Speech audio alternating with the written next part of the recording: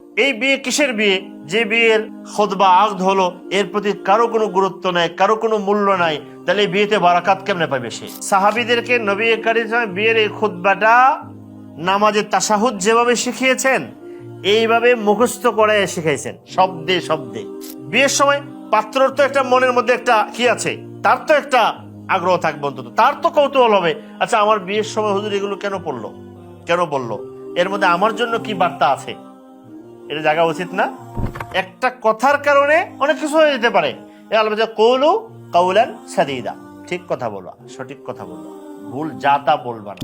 বিয়ের ক্ষেত্রে আজীব আজীব কুসংস্কার, অবহেলিত দিক, অস্পষ্ট অনেক। এর একটা কথা বলি, একটা জায়গা থাকে, ওখানে মানুষ খাইতেছে, হুল্লুর করতেছে, হই হুল্লুর করতেছে, কোনায় এক জায়গায় বর বসে থাকে, হ্যাঁ, আর এখানে একজন হুজুর আসেন, তো অনেক জায়গায় তো মনে হয় যে মিসকিনের মতো বসে দুই তিনজন বসে আর সবাই মৌজ করছে, আর এখানে কোনো রকম বসে হুজুর তাড়াতাড়ি বিয়েটা পড়াইয়া আস্তে করে যত তাড়াতাড়ি বের হয়ে চলে আসা যায়। খুবই দুঃখজনক এটা। এমন জীবনের এই সূচনাটা খুবই লজ্জাজনক। আমি তো এরকম পরিস্থিতি হলে মন চায় যে বের হয়ে চলে আসি, বা কোনো সময় পারা যায় না, কিন্তু খুবই বিরক্ত হইতে হয় এরকম জায়গায়। অনেক জায়গায় নারী পুরুষের অবাধ থাকে না, এটাও থাকে, আর মাঝখানে কোনায় কোনো রকম। বিয়ে কি খাওয়ানোর নাম না বিয়ে অনুষ্ঠানের নাম? আগ তো এটার নামে তো আসল বিয়েটা, তাই না? রাসূলুল্লাহ সাল্লাল্লাহু আলাইহি ওয়াসাল্লাম, কেন বললাম নবী করিম সাল্লাল্লাহু আলাইহি সাল্লাম বিয়ের মধ্যে, বিয়ের যে আকদ, যে ইজাব এবং কবুল বলে, প্রস্তাব এবং গ্রহণ, এটা তো মূল বিয়েটা হয়। এই বিয়ের ইজাব এবং কবুলের আগে নবী করিম সাল্লাল্লাহু আলাইহি ওয়াসাল্লাম বিয়ের একটা খুতবা দিতেন, এটা সুন্নাহ। সাহাবীদেরকে নবী করিম সাল্লাল্লাহু আলাইহি ওয়াসাল্লাম বিয়ের এই খুতবাটা নামাজে তাশাহুদ যেভাবে শিখিয়েছেন এইভাবে মুখস্থ করে শিখাইছেন, শব্দে শব্দে। এটা অবহেলার জিনিস না, এবং এটা এক ধরনের তো বলা যায় যেটা ফিক্স করে দিয়েছেন। যদিও ফরজ বলবো না, আমরা ওয়াজিব বলবো না, কিন্তু ফরজ ও ওয়াজিব ছাড়াও তো এটা আছে না, যে একটা জিনিসের পূর্ণতার জন্য যে দরকার হয়। তো নবী করিম সাল্লাল্লাহু আব্দুল্লাহ ইবনে মাসউদ রাদিয়াল্লাহু আনহু বলছেন, আমাদেরকে নবীজি তাশাহুদ ফিস সালাত, এবং এটার নামও দিয়েছেন তাশাহুদ ফিল হাজা মিনান নিকাহি ওয়া গায়রিহি। বিয়ের জন্য খুতবাটা নবী করিম সাল্লাল্লাহু আলাইহি ওয়াসাল্লাম আমাদেরকে ধরে ধরে শিখিয়েছেন। এই জন্য বিয়ের মধ্যে খুতবা অনেক গুরুত্বপূর্ণ। এখন বিয়ে হলো, খুতবা না কেউ শুনলো, না কেউ বসলো, না কোনো ইয়া হলো, অনেকে তো ইয়াই করে নেয় যে এটার গুরুত্ব নাই। গুরুত্ব কোনটার আছে জানেন? কাজী সাহেব এটাকে এনে বসায়, ওর দিকে সবাই নজর, ওখানে মোহর কত লিখলো, ইয়া ঠিক আছে কিনা, ওর সাথে কথা বলতে থাকে, এটার কোনো খবর নাই। রেজিস্ট্রি, আর এই রেজিস্ট্রি ডুবায় অনেক সময় মানুষদেরকে, দুই পক্ষকে ডুবায়। রেজিস্ট্রির বিরোধিতা আমি করছি না, রেজিস্ট্রি আলাদা জায়গায় আলাদা, কিন্তু আসল আকদ কি রেজিস্ট্রি না যেটা হচ্ছে বিয়ের রেজিস্ট্রির সাথে তো বিয়ে সহি হওয়ার, বিয়ে সহি কি কোনো সরকার করছে নাকি? বিয়েকে কে করেছে? হাদিস শরীফে আছে নবী করিম সাল্লাল্লাহু আলাইহি ওয়াসাল্লাম বলছেন, তোমার স্ত্রী যে নিয়ামত, তাকে তুমি হালাল করেছো আল্লাহর কালেমা দিয়ে। কে দিয়ে? আল্লাহর কালেমা দিয়ে, বিকালিমাতিল্লাহ। তো এটা তো আল্লাহ তাআলার, ওইটা হালাল করেছে। এই রেজিস্ট্রি হাজার রেজিস্ট্রি হলেও যদি সোনার আখরে লেখা হয়, কাজ হবে না, রেজিস্ট্রি হবে না। পাথরে খোদাই করে লেখলেও কি হবে না? বিয়ে হবে না, যদি না আল্লাহর কালেমায়, আল্লাহর হুকুমে আকদ সম্পন্ন না হয়। এখন এই বিয়ে কিসের বিয়ে? যে বিয়ের খুতবা আকদ হলো, এর প্রতি কারো কোনো গুরুত্ব নাই, কারো কোনো মূল্য নাই, তাহলে এই বিয়েতে বারাকাত কেমনে পাবে সে? এটা আমি এই জন্য বলছি, কয়েকটা কারণ। দেখেন, একটা কারণ হলো বিয়ের এই খুতবাটা নবী করিম সাল্লাল্লাহু আলাইহি সাল্লাম একদম শব্দে শব্দে সাহাবীদেরকে শিখিয়েছেন। কেন? বোঝা যায় একটা উদ্দেশ্য এখানে আছে, এবং এটা শুধু সুন্নাহ না, সাধারণ সুন্নাহ না, গুরুত্বপূর্ণ একটা সুন্নাহ। এটা জীবনে একবারে আসে, হুজুর আচ্ছা এখন যা হয়েছে হয়েছে, বিয়ের পরে আমি খুতবা প্রতিদিন একবার করে পড়বো। এইটা তো আদায় হবে না প্রতিদিন একবার করে পড়লে। হ্যাঁ, তাই হুজুর নামাজের আগে ওযু করছি না করছি, এখন নামাজের পরে আমি 10 বার ওযু করব, এটা তো আর হবে না। কথা বুঝতে পেরেছেন? তো এটা তো এখানেরই জায়গা। এটা পরে করলে খুতবা হবে, তাশাহুদ হবে, কিন্তু এই মান পাবে নাকি? যেমন হজের তালবিয়ার কথা, মানুষ অনেকে আসে, মানুষ মনে করে যত এহরাম, কাল ওই দিন একজন জিজ্ঞেস করছে, হুজুর এহরাম পরার জন্য যখন সৌদি আরবে যাওয়া প্লেনে যখন ঘোষণা দেয় ঠিক আগ মুহূর্তে এহরাম করতে চাই। ঠিক আছে, তো এটা নিয়ে যদি থাকে যে এরকম যে যত কম সময়, আবার গিয়ে তাড়াহুড়া করে মানুষ শেষ করে ফেলতে চায়, এত তাড়াহুড়া কেন? এহরাম পড়ার পরের তালবিয়া আর এহরাম ছাড়া হাজার তালবিয়া কি মিলবে নাকি? এই মর্যাদা পাবে নাকি?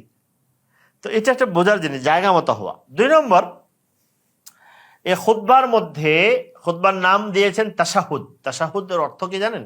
তাশাহুদের কয়েকটা অর্থ আছে। একটা মৌলিক অর্থ হলো ইজহারুশ শাহাদা বিল ইকান, অন্তরের দৃঢ় বিশ্বাসের সাথে আল্লাহর তাওহীদের কথা, তাওহীদের কথাটাকে স্পষ্ট স্বীকারোক্তিকে নিয়ে আসা, স্বীকারোক্তিতে নিয়ে আসা। আল্লাহ এটা চান যে তাশাহুদটা উচ্চারিত হোক বিয়ের আগে, বিয়ের আগে হোক। ওই খুতবার মধ্যে অনেকগুলো বিষয়ের মধ্যে একটা হলো নবী করিম সাল্লাল্লাহু আলাইহি সাল্লাম কোরআনে করিম থেকে বাছাই করে 3টা আয়াত নির্বাচন করে সাহাবীদেরকে শিখাইছেন পুরা কোরআন মাজিদ থেকে। কয়টা আয়াত? একটা হলো সূরাতু আলে ইমরানের ইয়া আইয়ুহাল্লাযীনা আমানুত্তাকুল্লাহা হাক্কা তুকাতিহি ওয়া লা তামুতুন্না ইল্লা ওয়া আনতুম মুসলিমুন, হে ইমানদাররা তোমাদের রবকে ভয় করো এবং মুসলমান না হইয়া কি হইল না, মইরো না, মৃত্যুর আগে পূর্ণ মুসলমান যেন। 2 নম্বর সূরাতুন নিসা, একদম শুরুর দিকের আয়াত, ইয়া আইয়ুহান নাসুত্তাকু রাব্বাকুমুল্লাযী খালাকাকুম মিন নাফসিন ওয়াহিদা, তোমাদের রবকে ভয় করো যিনি তোমাকে এক নফস সত্তা থেকে করেছেন, সৃষ্টি করেছেন। ওয়া খালাকা মিনহা যাওজাহা ওয়া বাসসা মিনহুমা রিজালান কাসীরা ওয়া নিসা, তার থেকে তার সঙ্গী সৃষ্টি করেছেন। এরপরে তাদের থেকে অনেক নারী পুরুষ মাখলুক সৃষ্টি, আদম আলাইহিস সালাম, হাওয়া আলাইহিস সালাম, তো ওনাদের সৃষ্টি করেছেন। ওয়াত্তাকুল্লাহাল্লাযী তাসাআলুনা বিহি ওয়াল আরহাম, আর ভয় করো ওই আল্লাহকে যার নামে তুমি চাও, এবং সতর্ক থেকো আত্মীয়তার সম্পর্ক আর হাম, এই ব্যাপারেও কি থাকো, সতর্ক। সম্পর্ক আসেনি বিয়ের সাথে, এই 2য় আয়াত। 3য় আয়াত ইয়া আইয়ুহাল্লাযীনা সূরা আহজাব, ইয়া আইয়ুহাল্লাযীনা আমানুত্তাকুল্লাহা ওয়া কুলু কাওলান সাদীদা, কথা ওইটা আছে, আল্লাহরে ভয় করো আর বলো সঠিক কথা, কুলু কাওলান সাদীদা।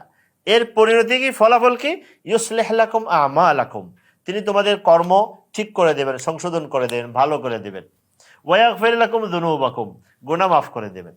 ওয়া মান ইউতিইল্লাহ ওয়া রাসূলাহু ফাকাদ ফাজা ফাওজান আযীমা, যে আল্লাহ আল্লাহ রাসূল আনুগত্য করবে সে আসল সাকসেসফুল, প্রকৃত সফলতা সে কি করবে, স্পর্শ করতে পারবে, পেয়ে যাবে। 2য় কারণ এই খুতবার এই গুরুত্বের কথা বললাম, এই যে 3টা আয়াত কোরআনে কারিমের বেছে বেছে নবী করিম সাল্লাল্লাহু আলাইহি ওয়াসাল্লাম, এমন না যে ঘটনাক্রমে একদিন বিয়ে হয়েছে খুতবা পড়াইছেন আর 3টা আয়াত পড়ে ফেলেছে, এমন না। নিজে পড়েছেন, সাহাবীদেরকে শিখাইছেন, এবং সাহাবীরা প্রতিটা বিয়েতে নবী সাল্লাল্লাহু আলাইহি ওয়াসাল্লাম নিজেও এই আয়াতগুলো পড়ে পড়ে তাদেরকে শোনাতেন। আমরা আমাদের দুর্বলতা, আমরা কেমন দুর্বলতা দেখেন, আমাদের অনেকেই চায় খুতবারে বাংলা বানিয়ে ফেলবে, নামাজরে পারলে বাংলা বানিয়ে ফেলায়, বুঝে আসছে? আমরা বুঝিনাতে করবো, বোঝানোতে শিখবা, এটা আল্লাহ তো দিন তো চায়, এটা একটা ঐক্যের সূত্র তো ধরে রাখবে। ভারতে ব্রিটিশরা আসছে, আইন আদালতে জায়গায় জায়গায় এত সব তাদের ভাষা এমনভাবে দিয়ে গেছে কিয়ামতের পরের দিনও মনে হয় যে পরিবর্তন করা যাবে না। আর ইসলামের মতো এত বড় দিন আরবি ভাষাকে একটা কেন্দ্রীয় ভাষার মর্যাদা দিয়ে রেখেছে, নামাজ আজান কিছু রেখেছে যাতে মানুষ আরবি ভাষার সাথে সম্পর্ক থাকে। এবং কোরআনে কারিম এরকম বাসা বাসা আয়াতগুলো যেগুলো খুতবার মধ্যে পড়া হয়, জুমার খুতবার মধ্যে পড়া হয়, যেগুলো মানুষের জীবনের মৌলিক, এরকম 10টা 20টা 50টা আয়াত, এটাও বুঝবে না, তাহলে তার কোরআনে কারিমের সাথে কি সম্পর্ক হলো? এটা হওয়া উচিত। এবং এই আয়াতগুলো নবী বারবার দোহরাতেন, বারবার দোহরাতেন। অনেক নামাজে নবীজি বারবার একই সূরা পড়তেন না, জুমার নামাজে নবী করিম সাব্বিহিসমা হাল আতাকা হাদিসুল গাশিয়া 2 সূরা বেশি পড়তেন, আবার সূরাতুল জুমা এবং সূরাতুল মুনাফিকুন পড়তেন, প্রায়ই পড়তেন। কেন? রাসূলুল্লাহ সাল্লাল্লাহু আলাইহি ওয়াসাল্লাম তো কোরআনে কারীম পড়াটা সামনে ছিল। তো পড়ছেন এগুলো। এখন আমি এগুলো যদি একজন চায় সম্পর্ক থাকে, তাহলে সে আগ্রহ হয় না এগুলো শিখে ফেলবে। বুঝে আসছে কথাটা? আমরা মাদ্রাসায় পড়ে ছাত্রদেরকে উর্দু শিখাইতে পারি না, টেলিভিশন সিনেমা দেখে এরা উর্দু হিন্দি এত শিখে, দেখে আরো ভালো পারে। কেন? তার যে একটা আকর্ষণ টান দিন রাত ওইটার সাথে পড়ে আছে। আমরা কত পড়াই, এর জন্য পড়াইতে হয়, শিখাইতে হয়, মারপিট করতে হয়, আছে না? কিন্তু ওর দেখে আরো ভালো পারে। তো এটা কারণ কি? তো কেন এই এতগুলো ভাষা আরবির সাথে সংশ্লিষ্ট ইসলামে করে রেখেছে, এরপরও তোমার একটুও মন চায় না আলহামদুলিল্লাহ রাব্বিল আলামিন অর্থ কি? এতদিন ধরে শুনি, এতদিন পড়ি, এতবার পড়ি, এতবার পড়তে হয়, প্রতিদিন ন্যূনতম পড়লে 34 বার পড়তে হয়, এরপরে সূরা ফাতিহার অর্থটা পারে না, ও কি করবে? সে কেন পারবে না? কেন তার আগ্রহ হবে না? আবার বলবে যে এটা বাংলা করে দিতে হবে, এটাও বাংলা করে দিতে হবে। সূরা ফাতিহা বললে অনন্ত অসীম প্রেমময় তুমি, বিচার দিনের স্বামী আল্লাহ। তো যাই হোক, যেটা বলতেছিলাম, খুতবার মধ্যে 3টা আয়াত কোরআনে কারীমের এরকম অর্থবোধক, ব্যাপক, জীবনব্যাপী যেগুলোর বিস্তার আছে, এই আয়াতগুলো খুতবার মধ্যে বারবার পড়া হয়। আপনি কতগুলো বিয়ে খাইছেন না? তো সবগুলোর বিয়ে যদি খুতবা গুরুত্বের সাথে শুনতাম আর এগুলো শুনতাম, তো মনে হইতো, কৌতূহল হতো না যে সবসময় একই আয়াতে হুজুর পড়ে, ঘটনাটা কি? তো জানলেই তো সে বুঝে গেল যে এটা কি হয়েছে। এরপরে ওলামায়ে কেরাম করেন যে বিয়ে যখন হয়, খুতবা যখন হয়, অনেকেই কেউ আগে, অন্তত যেহেতু কেউ বুঝলো না, খুতবার আগে এই কথাগুলো আগে বলে দেন, এই আয়াতগুলো আছে, এই অর্থ বলে দেন, যাতে বিয়ের সময় পাত্রর তো একটা মনের মধ্যে একটা কি আছে, তার তো একটা আগ্রহ থাকবে, অন্তত তার তো কৌতূহল হবে, আচ্ছা আমার বিয়ের সময় হুজুর এগুলো কেন বললো, এর মধ্যে আমার জন্য কি বার্তা আছে, এটা জায়গা উচিত না? নাহলে কেন তাকে এগুলো শোনানো হচ্ছে? তাকে তো এগুলো শোনানো হচ্ছে যাতে তার মধ্যে একটা জাগরণ তৈরি হয়, স্পিড তৈরি হয়, গতি তৈরি, সঞ্চার হয়, এবং সে যেন সামনের জিনিসগুলো হিসাব করে করে। লা ইলাহা ইল্লাল্লাহ। তো ওই 3টা আয়াতে দেখেন, একটা কথা তো 3 জায়গায় আছে, ইয়া আইয়ুহাল্লাযীনা আমানু, আল্লাহর ভয়, আল্লাহকে ভয় করো। দ্বিতীয়, এটা জীবনের মিশন। দ্বিতীয় যেটা আছে সেটা হলো আত্মীয়তার সম্পর্কের কথা, ওয়াত্তাকুল্লাহ আল্লাযী তাসাআলুনা বিহি ওয়াল আরহাম। সূরা নিসার আয়াতে এখানে অনেকগুলো দিক, বাকি মৌলিক 2টা দিক। একটা হলো এই যে বিয়ে, স্বামী, নারী, পুরুষ, এগুলো আল্লাহর নিয়ামত। আল্লাহই তো আদম আলাইহিস সালামকে তৈরি করেছেন, হাওয়া আলাইহিস সালামকে তৈরি করেছেন। মানুষের মধ্যে যা আছে বন্ধন, সবকিছু সৃষ্টি কোন জায়গা থেকে? আল্লাহ করেছেন। এই নিয়ামত হিসেবে বুঝো, নিয়ামত হিসেবে।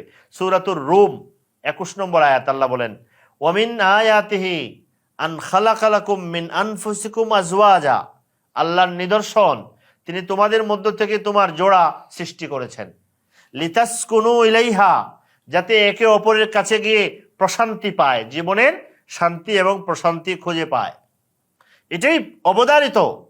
এর বিপরীতে ছেলে বিয়ে করবে, মেয়ে বিয়ে করবে, একদম কসম খুদার ইয়াকিন হয়ে 100% বিশ্বাস নিয়ে বলে থাকেন, ও সব কিছু পাইতে পারে, শান্তি পাবে না, অসম্ভব, সম্ভব না। এটা আল্লাহ করেনি নেই।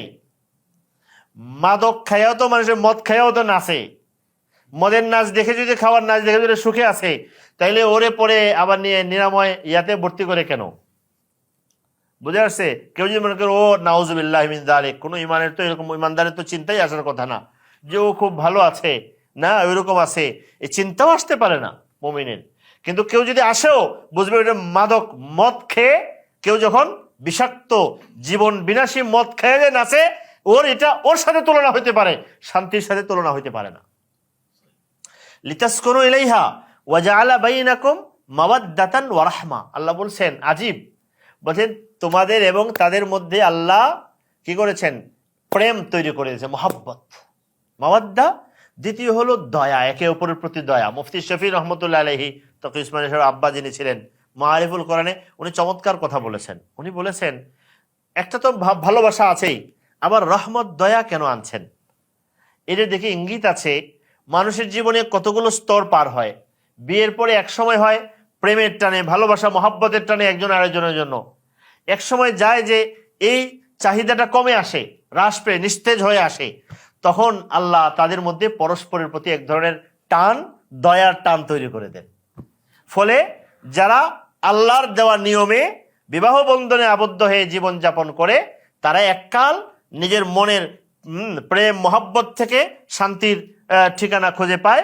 আর যখন এটা কমে আসতে থাকে বা শারীরিক শক্তি হালকা হইতে থাকে তখন আল্লাহর দেওয়া পরস্পরের প্রতি দয়ার যে টান ওইটা দিয়া মওত পর্যন্ত একজন একজনের সুসম্পর্ক নিয়ে চলে।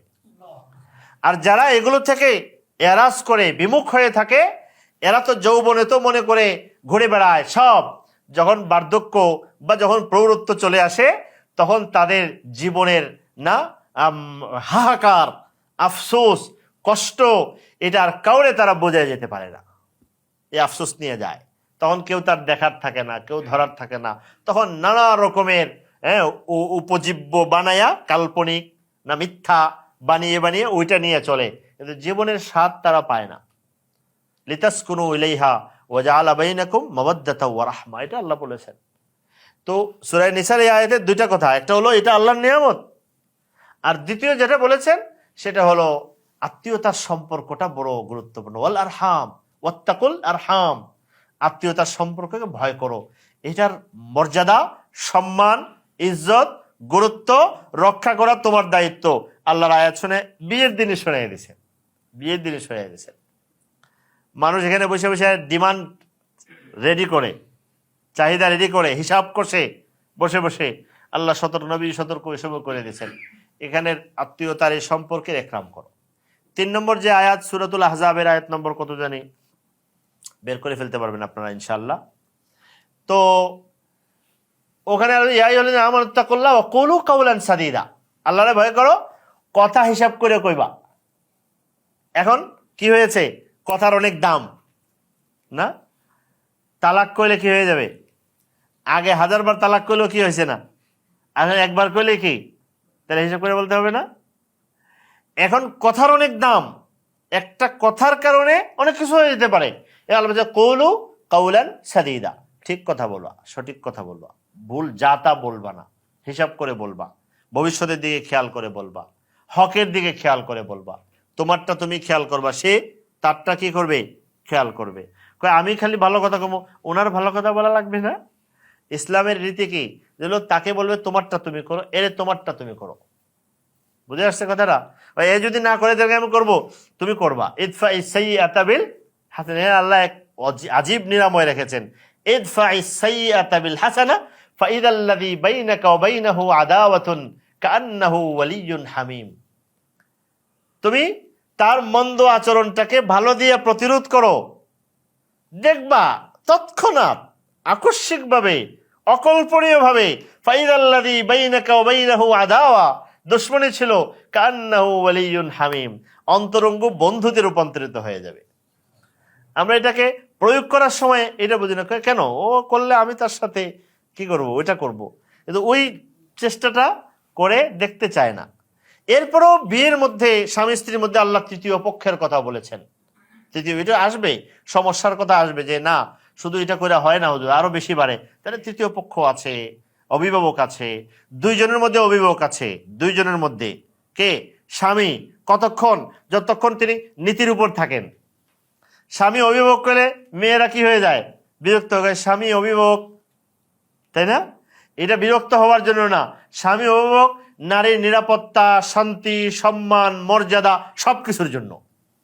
কয় তাহলে জুলুম যদি করে, এটা তো আল্লাহ বলে দিয়েছে অভিভাবক কতক্ষণ পর্যন্ত, যতক্ষণ সে কিসের উপর থাকবে, হ্যাঁ, যদি এটার উপরে নীতির উপরে না থাকে, ফাবআসু হাকামান মিন আহলিহি ওয়া হাকামান মিন আহলিহা, তখন তো তৃতীয় পক্ষের কাছে যাবে। অভিভাবকত্ব যদি সে হারায় সেটা ভিন্ন জিনিস, কিন্তু অভিভাবকত্ব দিতে হবে। ওটা পরে, এটার বিশ্লেষণের কথা অনেক দিক আছে, পরে আসবে। এখানে এই কথাটা যে এই খুতবার মধ্যে 3টা আয়াতে আল্লাহ তাআলা কত কথা বলেছেন, নবী করিম সাল্লাল্লাহু আলাইহি সাল্লাম এই 3টা আয়াত এনে বিয়ের শুরুতে এই কথাগুলো বর না, এবং এটা মেয়ে শুনতে পারলে অনেক ভালো, না শুনলে ভাইয়া হয়ে শুনতে পারলেও ভালো, আর উভয় পক্ষের আত্মীয় স্বজন সবাইকে শুনায় দিতেন, কানে বাজায় দিতেন। এই জন্য ওই যে আমি কালকে বলছিলাম 6টা উসুল, 4টা মূলনীতি গত তারিখে, যে একটা হলো ইমানের সাথে তাকওয়া, ইমানের সাথে কি, আল্লাহর ভয়, আসলে কি আমরা এখন এখন কি সবসময় এটা ছিল, এখন আরো বাড়ছে, আমরা মৌখিক চর্চায় মজা পাই বেশি। কিন্তু আসল তো হলো নিজেকে যত বেশি, দুইটা জিনিস, একটা হলো আল্লাহর ভয়, দুইটা মৌলিকভাবে একই, তারপরও আখেরাতের ভয়। আল্লাহর ভয় আর কি আখেরাতের ভয়, আখেরাতকে প্রাধান্য দেওয়া, আখেরাতকে প্রাধান্য দেওয়া। ওই যে জুমার মধ্যে নবী করিম সাল্লাল্লাহু আলাইহি সূরাতুল আলা পড়তেন, বলি নাই সাব্বিহ ইসমা রাব্বিকাল আলা। আমাকে একদিন একজন বলে, হুজুর সবসময় একই সূরা পড়েন কেন? বেশিরভাগ দেখি খালি এই সূরাই পড়েন, পরেরটা আর বলে নাই। এটা তো হলো বাক্যের প্রথম অংশ, পরের অংশ হলো আর কি পারেন না মনে মনে হয়তো তো এটা একটু বলে দিন। তা আমি মাঝে মাঝে কখনো কখনো বলি। ওই সূরায় কি বলেছেন দেখেন, আল্লাহ এই আয়াতটা দেখবে, বাল তুসিরুন আল হায়াতাদ দুনিয়া। কেন বারবার শোনাতে নেই? ঈদের দিনে এটা পড়তেন। হাদিস শরীফে যদি ঈদের দিনে ঈদ নামাজও পড়েছেন, জুমার নামাজ, ওই দিনও দুই সূরা পড়ছেন, ঈদের নামাজও পড়ছেন, জুমার নামাজও পড়েছেন। বুঝে আসছে? তা বুঝেন, বাল তুসিরুন আল হায়াতাদ দুনিয়া বলে বরং তোমরা ইহজাগতিক দুনিয়ার জীবনটাকে প্রাধান্য দিচ্ছ সব জায়গায়। বিয়ে করতে গেলে ওইটাই দাও। বুঝে আসছে? টাকা দেখে, ওইটা দেখে, ওইটা দেখে। আজকেও হাদিস পড়েছে আমি, নবী করিম সাল্লাল্লাহু আলাইহি ওয়াসাল্লাম, আজিব, নবী করিম সাল্লাল্লাহু আলাইহি ওয়াসাল্লাম কি বলেছেন? এক হাদিস তো আছে, তুমি খালি অর্থ দেখে বিয়ে করো, তার অর্থ তাকে কি করে ধ্বংস করে দিতে পারে, তাকে অবাধ্য বানিয়ে দেবে। তুমি শুধু সুন্দরের পূজারী, তার সুন্দর তাকে ধ্বংস করে দিতে পারে, সাথে তুমিও ধ্বংস হবে। বুঝে আসছে কথা? আসা হুসনুহুন্না, আসা হুসনুহুন্না আনতুরদিহিন্না, ধ্বংস করে দেবে। তো কি দেখবে, কি করবে, কি বিবেচনা করবে, এই জিনিসগুলো নবী করিম সাল্লাল্লাহু আলাইহি ওয়াসাল্লামের তালিমের মধ্যে আছে আছে। কিন্তু ওই যে বললাম, বাল তুসিরুন আল হায়াতাদ দুনিয়া, দেখেন অর্থ, শুধু সরল অর্থটা দেখেন, বরং তোমরা দুনিয়ার জীবনটাকে সব জায়গায় প্রাধান্য দাও। ওয়াল আখিরাতু খায়রুন ওয়া আবকা, আখিরাত কিন্তু এর চেয়ে অনেক ভালো এবং টেকসই, স্থায়ী, পার্মানেন্ট। আমরা পার্মানেন্টের অনেক খুব না কয়ে, তুমি যতই করো সরকারি চাকরিটা পার্মানেন্ট। কতদিনের জন্য পার্মানেন্ট? হায়াতটা কতদিনের পার্মানেন্ট? খুব পার্মানেন্ট, এটা হলে টেকসই। ওয়াল আখিরাতু খায়রুন, খায়র মানে বেস্ট, ওয়া আবকা এবং কি স্থায়ী। পার্মানেন্ট যদি দুনিয়াতে কিছু থাকে, বা পার্মানেন্ট শব্দের যদি প্রকৃত অর্থের কিছু থাকে, তাহলে এটা। বুঝে আসছে? আপনারা ডিকশনারি, যত ডিকশনারি জমা করেন দুনিয়ার, কোনো ডিকশনারিতে পার্মানেন্ট বলতে যদি কোনো কিছু থাকে, তাহলে কোনটা? ওয়াল আখিরাতু খায়রু ওয়া আবকা, অর্থ কোনো শেষ নাই, এর কোনো কি নাই, শেষ নাই। কত কঠিন শব্দ আল্লাহ। এরপর দেখে কি বলছেন, বাল তুসিরুন আল হায়াতাদ দুনিয়া ওয়াল আখিরাতু খায়রু ওয়া আবকা ইন্না হাযা লাফিস সুহুফিল উলা, সুহুফি ইব্রাহিম ওয়া মূসা। এটা নতুন কথা না, আজকের কথা না, পূর্ববর্তী নবীদের কিতাবেও ওই কথা আমি বলে পাঠাইছি। ইব্রাহিম এবং মূসার কাছে নাজিল হওয়া সহিফায় ওই কথাই বলেছি। তোমাদেরকে আবার বলছি, বারবার বলছি। নবীজি বারবার এটা শোনাইতেন যে এটা যতক্ষণ পর্যন্ত সামনে না আসবে যে আমার আখেরাত আসল, আখেরাত আসল, আখেরাত আসল, কাজ হবে না। এই যে বিয়ের বিষয় যখন আসে, তো ইসলামে দিনে তো আছে গুনাহ থেকে বাঁচার জন্য বিয়ের জন্য কি দেওয়া হয়েছে, উৎসাহ দেওয়া হয়েছে। নবী করিম সাল্লাল্লাহু আলাইহি ওয়াসাল্লাম, অনেকে এটা বুঝে যে হুজুর বিয়ের নানা কারণে সমস্যায় দেরি হচ্ছে, গুনাহ থেকে বাঁচতে পারছি না। দেরি হচ্ছে এটা তো আল্লাহ তাআলার মুকদ্দার, যদি আমি চেষ্টা তো করব। কিন্তু আসল কিন্তু ওইটা, আসল কোনটা? আখিরাতের ভয়, আল্লাহর ভয়। এটা সব সময়ের জন্য। এটা যদি না থাকে, বিয়ে হইলে অনেক সময় এই গুনাহ থেকে বাঁচতে পারে না মানুষ, আরো দরজা খুলে যায় অনেক সময়, আল্লাহ মাফ করেন। যদি মাধ্যম, বিয়ের পরেও তার সবরের অনেক মাসালা আসতে থাকে। সবর যেমন আগে লাগে, পরেও লাগে। অনেক সময় অনেক তো এটাও বলে যে সবরের মারহাল, সবরের বিষয় বিয়ের চেয়ে বিয়ের পরে কঠিন। সবার জন্য এক না, তো অনেকে মনে করে, অনেক বলে। তো আল্লাহ তো এই অনুশীলন করাইতে চান যে তুমি আল্লাহর ভয়ে, আখিরাতের ভয়ে এখন থেকে তুমি অনুশীলন করে গুনাহ ছাড়ার অভ্যস্ত হও। ওটা তোমার জন্য সহযোগী হবে।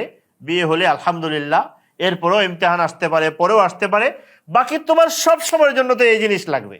এই জিনিস ছাড়া তো হবে না। এটা কেমনে হাসিল হয়? এটা ছাড়া তো কাজ বনবে না। তো এই জন্য এই তিনটা আয়াত কোরআনে কারিমের বিয়ের খুতবার মধ্যে অত্যন্ত অত্যন্ত গুরুত্বের সাথে পড়ছেন নবী করিম সাল্লাল্লাহু আলাইহি সাল্লাম, যেখানে প্রত্যেকের এই নতুন জীবনে আসল জীবনের ঠিকানা আল্লাহ ধরাই দিয়েছেন। আসল জীবন তো তোমার আখিরাত, আখিরাত। ওয়ালা তামুতুন্না ইল্লা ওয়া আনতুম মুসলিমুন, মুসলমান হওয়ার চেষ্টা করো।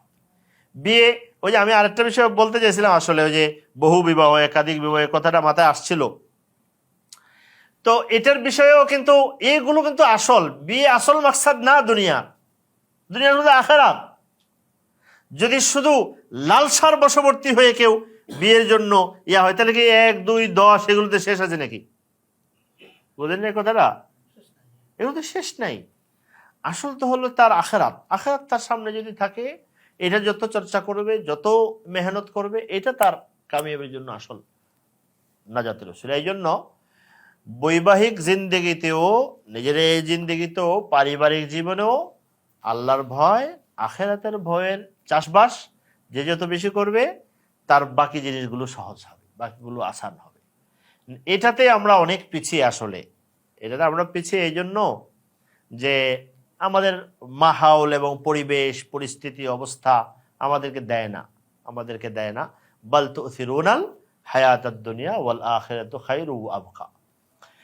লা ইলাহা ইল্লাল্লাহ। তো এটা যেটা আমি গত সপ্তাহে বলছিলাম, প্রথম হলো ঈমানের পরে তাকওয়া, খোদা ভীতি এবং কি আল্লাহর কাছে বিচার দেওয়ার যে আখিরাতের এই চেতনা যদি থাকে, তাহলে তার জন্য বাকি জিনিসগুলো আস্তে আস্তে ইয়া হইতে থাকে। বিয়ের সময় হাদিস শরীফে এক বর্ণনায় তো এটা আছে, নবী করিম সাল্লাল্লাহু আলাইহি সাল্লাম বলেছেন যে নিকাহ হলো নিসফুদ্দিন, কি দিনের অর্ধেক দিন না, ফালিয়াত্তাকিল্লাহা ফিন নিসফিল বাকি, বাকিটা আল্লাহর ভয় ছাড়া হবে না, বাকিটা ওইটা লাগবে। তো ওই চর্চাও সাথে আগের থেকে করতে হবে। এরকম না যে যেদিন বিয়ে করবো ওই দিন থেকে রাতের বেলা থেকে আমি শুরু হয়ে যাবে এই সময় সুইচ টিপবো আর কি, এরকম নাকি? এরকম তো না। এটার জন্য তো আমাকে নিজেকে প্রস্তুত হতে হবে। আল্লাহ তাআলা তৌফিক দান করেন আমাদেরকে। আসলে আমাদের সবচেয়ে বড় জিনিস তো এটা, সব বাদ দিলে তাকওয়া আল্লাহ তাআলার না।